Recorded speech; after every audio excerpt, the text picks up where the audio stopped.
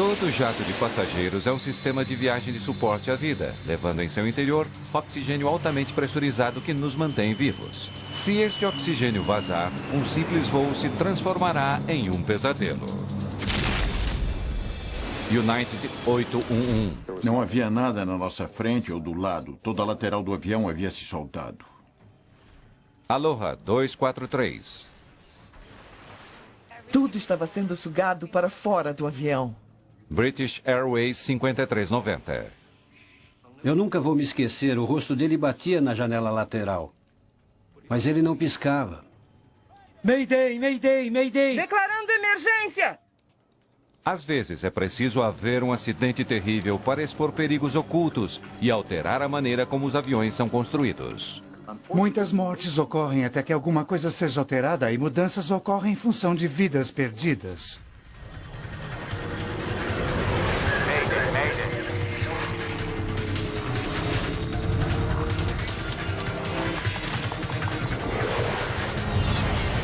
Mayday, desastres aéreos. Essa é uma história real, baseada em relatórios oficiais e depoimentos de testemunhas. Destroços de um voo. Essa é a montadora do Airbus A320. Depois do Boeing 737, ele é o avião mais popular já construído. Quase 2.000 deles estão voando em empresas aéreas no mundo todo.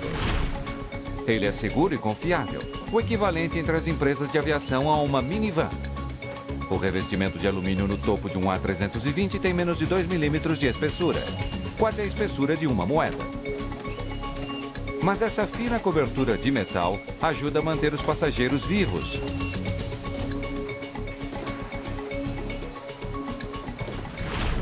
Pois o céu está longe de ser tão amigável quanto parece. A maioria das pessoas encara a aviação como a coisa mais natural do mundo. A diferença de se estar em um avião comercial a 35 mil pés ou estar em uma cápsula espacial em órbita não é realmente tão grande. Ambos são sistemas de suporte à vida. A verdade é que eles estão num ambiente hostil. A realidade é que a temperatura é de 50 graus negativos do lado de fora e o vento forte ou fluxo de ar mataria você quase que imediatamente. O fato de as pessoas viajarem através dessa atmosfera assassina não é algo natural. Mas todos os dias, milhares de nós voamos facilmente cerca de 3.000 metros acima do cume do Monte Everest. Todo o suporte à nossa vida, que é natural para nós, está aqui embaixo sob esse enorme oceano de ar. E se formos alto demais, ainda que não cheguemos lá, não conseguiremos viver a não ser protegidos.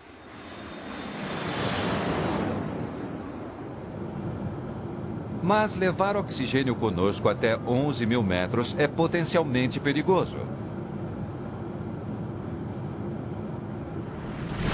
O ar dentro de uma aeronave é pressurizado para que os passageiros consigam respirar com facilidade. À medida que o avião sobe, a pressão do lado de fora diminui. O ar na cabine, muito comprimido devido à pressurização, começa a exercer uma pressão tremenda sobre a fuselagem. Em um avião a jato comum, isso significa uma pressão de mais de 5.000 quilos de força.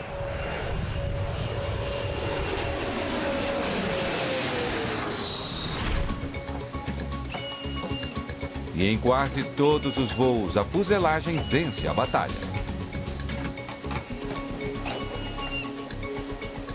Mas isso porque os projetistas de aviões aprenderam trágicas lições. No passado, nos concentrávamos em mudar coisas, mas infelizmente esperamos até termos muitas mortes. Nos anos 50, uma série de acidentes trágicos levou a mudanças que ainda são vistas hoje. O Comet tem aberto novos caminhos, conquistando novas velocidades, estabelecendo um novo padrão. A era dos jatos de passageiros teve início nos anos 50, com a introdução do de Havilland Comet. Pela primeira vez, os motores a jato eram usados para levar os aviões comerciais a alturas maiores do que nunca. Para a Grã-Bretanha havia muito em jogo com o Comet. Ela queria realmente consolidar seu lugar na aviação civil, tendo a primeira aeronave de transporte a jato de sucesso. Mas menos de 2 anos depois do seu voo inaugural, a brilhante joia da aviação britânica se desintegrava em pleno ar.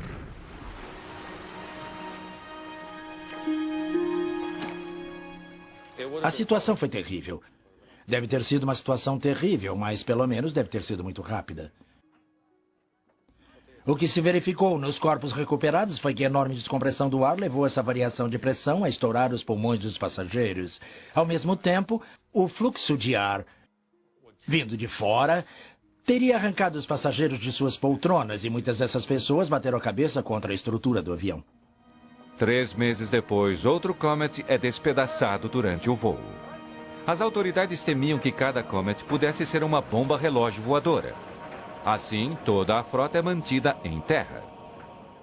Na verdade, o Comet tinha uma estrutura muito forte, só que teve uma coisa que eles não fizeram, mas foi porque ninguém sabia nada a respeito. Os engenheiros não sabiam, mas havia uma falha fatal no projeto básico do Comet. Para descobrir a falha fatal do jato, investigadores constroem um enorme tanque de água. Ali, eles emergem um Comet somente com seus componentes básicos. A pressão no tanque era aumentada e diminuída, simulando as pressões atmosféricas sofridas durante o voo. A experiência continuou ocorrendo durante 24 horas, 7 dias por semana. E depois do equivalente a cerca de 3.000 voos, o calcanhar de Aquiles do Comet se revelou. Suas janelas quadradas. Você tem uma rápida mudança de direção na forma, essencialmente um canto. Você tem uma concentração de muito estresse. Isso deu origem a uma trinca por fadiga, que então se alastrou rapidamente pelo restante da estrutura, responsável por uma enorme descompressão. O jato de passageiros mais avançado do mundo havia sucumbido devido a uma fadiga de metal. A fuselagem simplesmente não conseguiu resistir à força do ar pressionando do lado de dentro. O avião, frente a toda aquela força causada pelo ar dentro dele, de repente se desintegrou. Todo avião fabricado hoje é mais seguro devido à tragédia do Comet. Assim como em outros aviões de passageiros, as janelas do A320 são arredondadas para que não haja pontos de concentração de pressão nos cantos. Talvez ainda mais importante, rebites extras reforçam o revestimento dos aviões de hoje para conter trincas que possam começar em qualquer parte da fuselagem.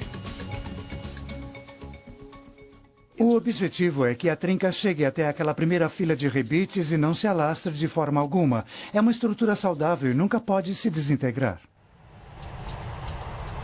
Mas 34 anos depois do acidente do Comet, os fabricantes de aeronaves enfrentaram outro trágico desastre. Os rebites extras que deveriam salvar vidas não conseguem resistir à incessante força da pressão do ar sobre o metal. Um dos rapazes que eu conhecia na FAA disse, no dia seguinte a esse acidente, joguei no lixo tudo que eu sabia sobre metalurgia e comecei do zero.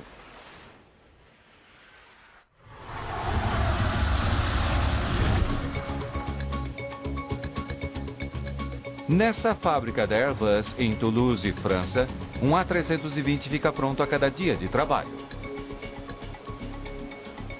Rebites de titânio, leves e extremamente resistentes, unem a fuselagem. 3.000 são usados para unir as seções separadas. Outros 3.000 podem ser encontrados em cada asa.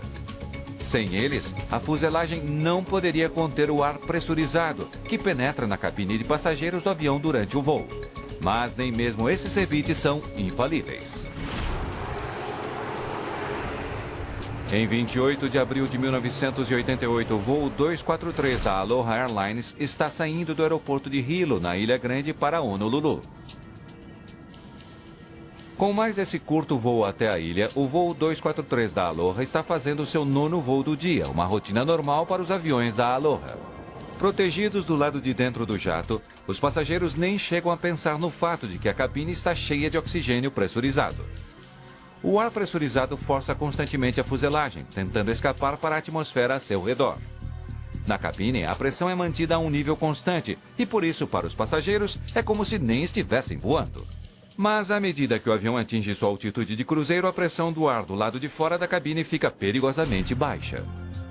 O ar que se movimenta pela cabine cria uma pressão constante sobre a fuselagem do avião, mantendo-a inchada como um balão.